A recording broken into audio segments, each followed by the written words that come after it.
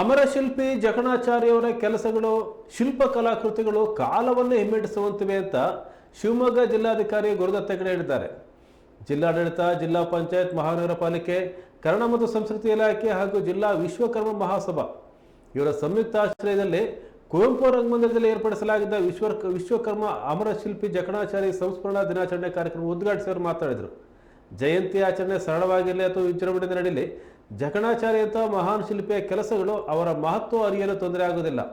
ಅತ್ಯಂತ ಶ್ರದ್ಧೆ ಮತ್ತು ನೈಪುಣ್ಯತೆಯಿಂದ ಅವರು ರಚಿಸಿರುವ ಶಿಲ್ಪಾಕೃತಿಗಳು ದೇವಸ್ಥಾನಗಳು ಕಾಲವನ್ನು ಹಿಮ್ಮೆಟ್ಟಿಸುತ್ತವೆ ಅಂತ ಸ್ಮರಿಸಿದರು. ಅವರು ಉತ್ತಮ ರಾಷ್ಟ್ರ ಕಟ್ಟಲು ಇಂತಹ ಸಾವಿರಾರು ಜಕಣಾಚಾರ್ಯಗಳು ನಮಗೆ ಬೇಕು.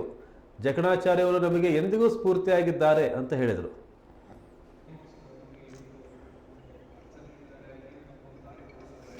ಅವರ ಮಹತ್ವ ಏನು ಅದನ್ನ ಅರಿಯಲಿಕ್ಕೆ ಜಯಂತಿ ಯಾಕೆ ಆಚರಣೆ ಮಾಡುವುದು ಸಹಿತ ನಾವು ಅರಿಯಲಿಕ್ಕೆ ನಮಗೆ ತೊಂದರೆ ಇಲ್ಲ.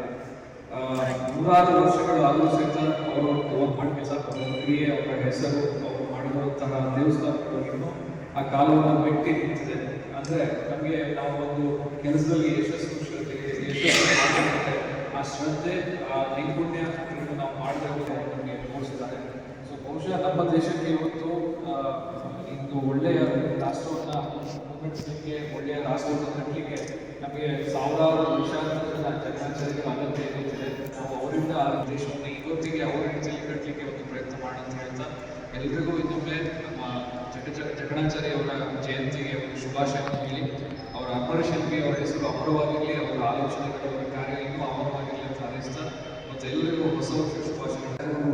ಏನು ನಮಗೆ ಇವತ್ತು ಒಂದು ಅರ್ಥ ನೀಡಿದ್ದಾರೆ, ಏನು ನಮ್ಮ ಒಂದು ದಾರಿ